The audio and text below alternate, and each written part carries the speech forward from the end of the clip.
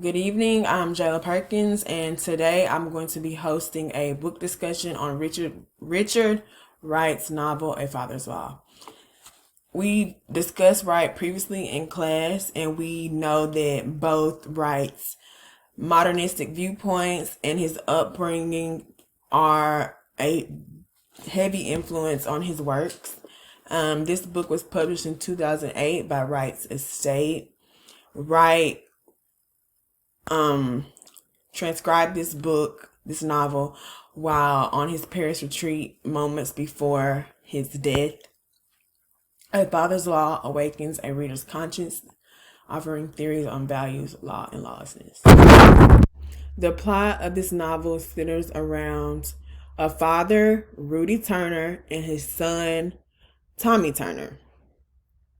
Rudy Turner, who previously desired to retire in order to spend more time with his son Tommy, has just received a promotion by the commissioner to clean house in a all-white upscale neighborhood of Chicago called Brentwood Park. Brentwood Park has just been plagued with a year-long unsolved killing spree, and the commissioner wants Rudy Turner to find the killer. As Rudy tries to find the killer and solve the case, he begins to pursue a relationship with his son. In pursuing a relationship with his son, Tommy reveals to his father that he has been inflicted and heartbroken by a woman who has congenital syphilis. As Tommy begins to reveal his inner energy and his troubles to his father is made uneasy of Tommy. Tommy is lawless. Tommy has an interest in crime, and his intellect makes Tommy's intellect makes his father feel inferior when he is around. Turner, a man who values and upholds law, is conflicted when he begins to suspect, and it is revealed that Tommy is the killer and the killer and the pollution of Brentwood Park.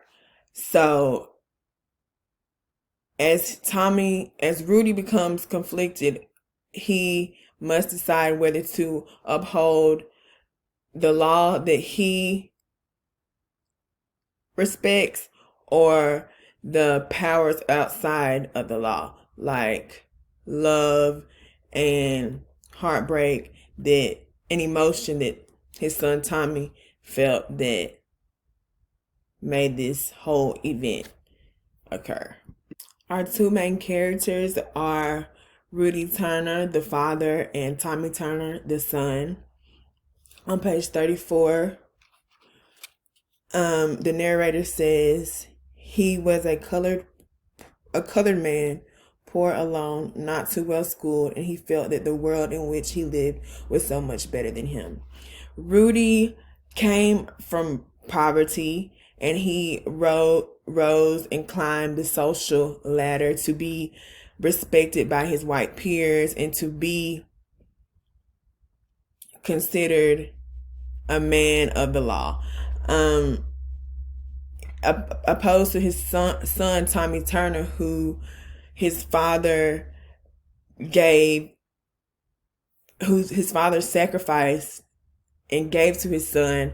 Tommy Turner is in a abyss because, unlike his father who had to climb the ropes, Tommy was given it. Tommy has an educational advantage. However, this educational advantage that he has over his father doesn't prove anything because he is a victim of society. On page 83, Tommy says, "We just don't understand each other, Dad." After this conversation, when Tommy is trying to give theories to his dad is not trying to, or his dad can't grasp the theories that Tommy wants to educate him on. And this is because they are two different men and they are from two different sides of the track, even though they live in the same home. Setting, point of view, and tone. The story takes place in April, mainly in Brentwood Park, Chicago. Brentwood Park is irony in itself. On page 43, the commissioner is describing Brentwood Park to Rudy, and he says, so officially, Brentwood is one of the nicer areas in America. Spotless, clean, ranking high in all the vital statistics. Because Brentwood Park is perceived by society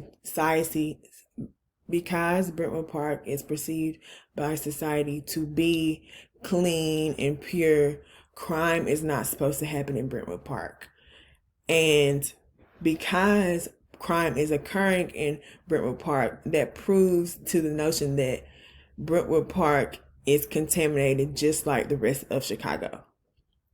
However, this contamination is seeping from the killer, and the killer is revealed to be Tommy. Tommy is doing these killings, is seeking revenge on society because he feels that he has been contaminated by the woman that he once loved who has congenital syphilis. So Tommy seeks revenge to contaminate and impurify Brentwood Park because he feels that he is impure himself. And the father, who is supposed to be upholding the law, kind of is residing with his son because he feels that he can now see that the law is not a reflection of reality. So on page 240 is some internal thoughts of Rudy's. Internal thoughts say, then there filtered through his mind the notion that he too, like Tommy, was bowing to the force of another law more powerful than the one administered and enforced each day. Like I said, Rudy Turner is a man of law. Now Rudy Turner feels that this law is not molded for everybody, and it's not just in the state of how it can solve these crimes. This law is not meant to heal love. This law is not meant to heal poverty. This law is not meant to heal pollution. This law that Rudy Turner upholds. The point of view is written in an all-knowing third person. So when the narrator gives insight to Rudy's internal conflicts, and in these internal conflicts, that's when we get these theories on lawlessness and values, justice, and a father. And this narrator uses a empirical tone, so it's very serious because the narrator is trying to inform the reader on these modernistic theories. So there are several reoccurring themes and symbols. The badge and gun are protection from society. On page 128, there's a scene in which Rudy is sitting in his cop car and a white man approaches his car. Rudy feels scared, so he uses his badge and spotlight as dominance over the white man. Hey, what are you doing here? The white face challenged him. Who are you? Rudy demanded, swinging the police spotlight around and filling the man's face. Previously mentioned, Rudy feels like his badge and gun are a shield from prejudices and biases and, stereotypes. Congenital syphilis is a symbol of impurity, and impurity on mankind, uncleanliness, our thoughts, the way we live. On page 89, Tommy is describing how he feels to his dad after being in contact with his lover who had congenital syphilis. I felt unclean, polluted, contaminated, poison. I swear to God, oh, you'll never know. Each time I walked the streets, I trembled with each step. I felt the world would dissolve, felt fade away before my eyes. Tommy feels that his uncleanliness can be read by society, and he doesn't like that feeling. Church and law are a symbol of constraints, of values and beliefs. A recurring theme is the obedience of laws of man. So on page 72, Rudy says, "The law that I uphold, that I swore today to uphold, says that you must not kill." So Rudy is a firm believer in that law, and he is being challenged by his son, who is a man against the law, that is saying, who breaks, on page 73, who breaks those laws? Bad men, gangsters, thieves? No, the men whose forebears made those laws. Why? Because they really don't believe in those laws anymore. They don't feel the need for them. Those laws don't serve their interests anymore. So it's a back and forth. This book really is a back and forth taunt between, should one abide by the law that was made centuries ago that doesn't really pertain to society today, or should someone redefine and be an outlaw to conform to the modernistic society that we live in, the reality that we live in today. A Father's Law is a realist genre. Both characters are taking advantage of their urban opportunities. Tommy, the son, is pursuing higher education. Rudy, a man who got it out of the mud, is a productive member of society. He is a chief of police.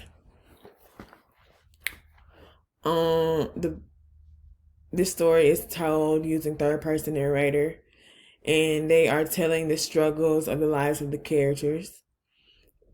The characters are middle class, and I guess the protagonist or antagonist would be Brentwood Park, and that's high class. Both Rudy and Tommy are determining their destiny. On page 36, he says, indeed, his being internal thoughts are, or the narrator says, indeed, his being a police had been the paying of a kind of debt to society, a debt which he had gladly paid. When Rudy was coming out of the mud, he was involved in gangs. He did do petty crime. However, he was not caught. And he feels this kind of guilt conscious because he once was an outlaw, but he was given the opportunity to become superior by being a cop, and he took advantage of it. But he suppresses this guilt when he inflicts the law and catches criminals. So he feels this unbalance between, is he truly himself, or is he this complex that society has molded him to be, which is a cop. On page 40, on page 40, the commissioner is praising Tommy, and he says, I'm so proud. The commissioner is praising Tommy, so the father, Rudy Turner, says, I'm so proud of him. I'm scared. Didn't think I'd have a son like that. So on the outside, this father duo appears to be perfect, but however, Tommy is a killer, and Rudy feels guilty that he didn't do his part to combat his son's nature. In conclusion, this story to me is about the Father and mankind's battle against the Father. The Father can be God, the church, the law, and the mankind is us. So we have to suppress our individuality to either be ourselves or obey the Father.